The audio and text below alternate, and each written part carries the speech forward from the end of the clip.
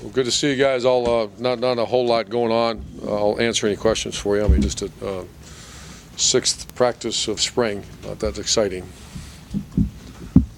Clay, I guess Jerry will do it. That's fine, Clay. Clay usually just speaks anyway, so. I was trying to follow protocol. How are you? How's the Luke Fickle, Chris Ash collaboration? It's going well. It's going well. We've, you've heard the term overhaul.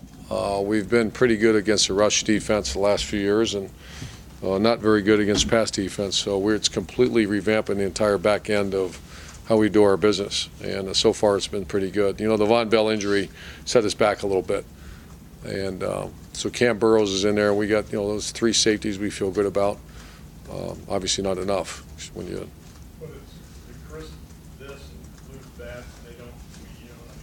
Oh no. It's completely meshed together very well.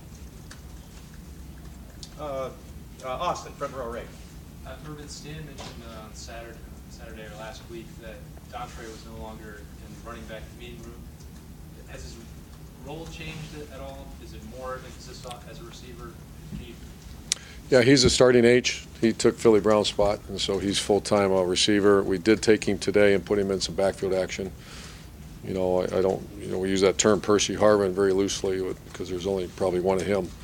But we'd like to.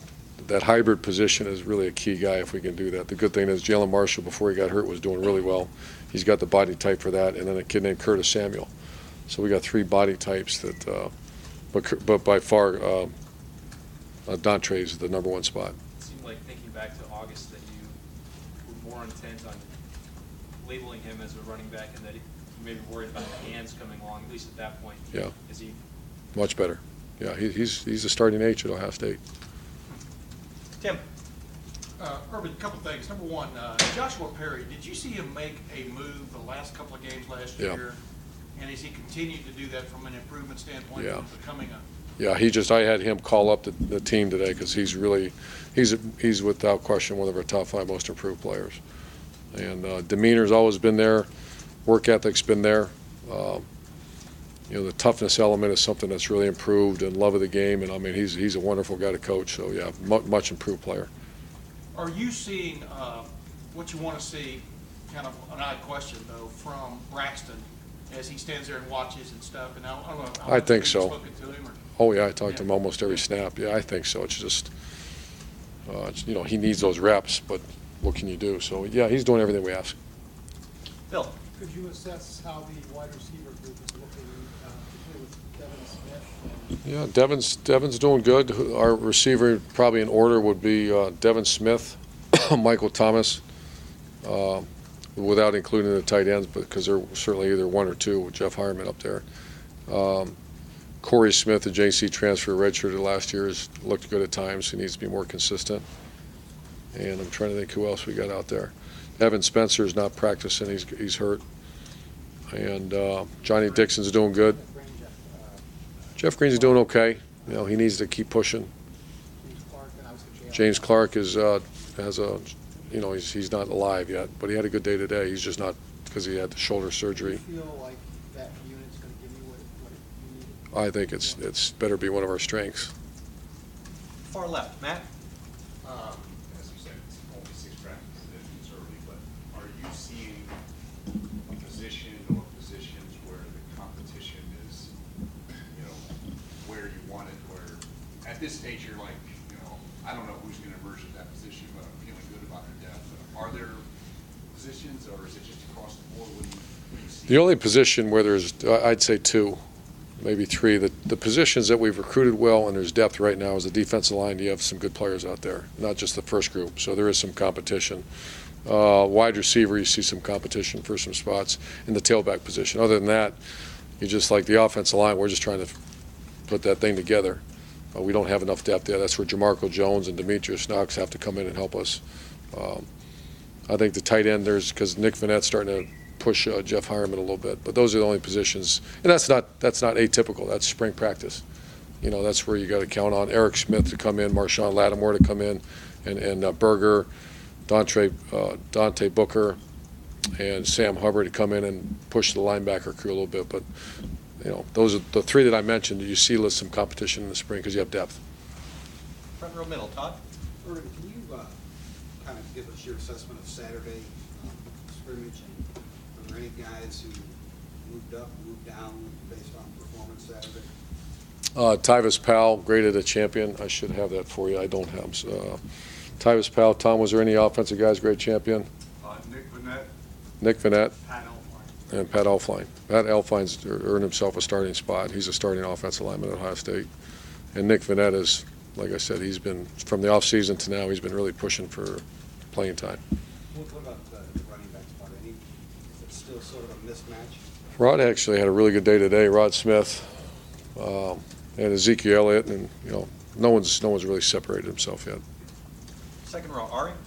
Coach, down to the south, spring football is such a big part of what they do at the high school level, and obviously has a big impact on the way recruits get noticed and recruiting, and even how you guys are involved.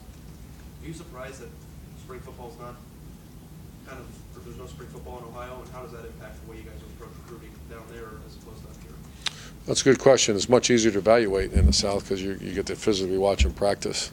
Here you go sit in a weight room and maybe watch them, or maybe they do some skill work. So that's certainly, it's almost another year of football the way you look at it. Is that you have 4 years of spring football. That gives you one more. It's basically 5 years of high school football getting you ready to go. But that's that's the way it is, but there is an advantage for evaluation to go physically watch them. You ever surprised that with how advanced Ohio high school football is, they haven't gone to that model or in a situation where they have that? Oh, I don't. You said my surprise? Surprised that for how important that is. I know every other year has been conversation. I'm surprised there's not something more where maybe not full spring practice because you have weather issues, but I'm surprised there's not opportunity like when the spring sports are finished, get at least a week in or 2 weeks in. Yeah, I thought at some point they'd do that. Last couple questions. Doug? Irvin, whatever you guys did offensively last season, it's like you could always, if you needed to, lean on the offensive line, lean on Carlos. How much will the offense have to be different in the fall? Because even if you guys are good on the offensive line and good at running back, you're maybe not going to be at the point where when in doubt, Right. lean on that. Do you have to be more dynamic to compensate for that, or how much do you think the base of the offense has to change? Well, that's where Dontre's and Jalen Marshall's and the little bubble screens, and we're going to have to take the pressure. You're right. We won't, as bad as we want an offensive line like we had last year. It's going to take a while to develop that. I think at some point, because we recruited well and our line coach, that'll happen.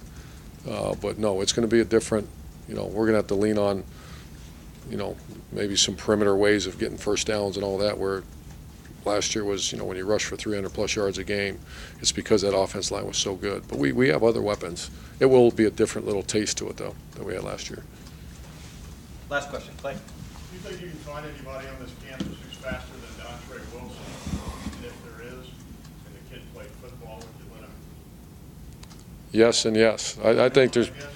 I imagine there's some little guy that runs really fast, or maybe some big guy. If he does, he'll certainly get a tap on the shoulder and say, "You want to come play for that, Tom? You got to find a guy faster than Dontre."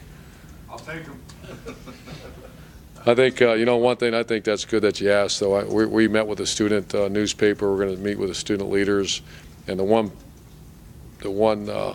group of people that I think often get overlooked are the students, and that's something that.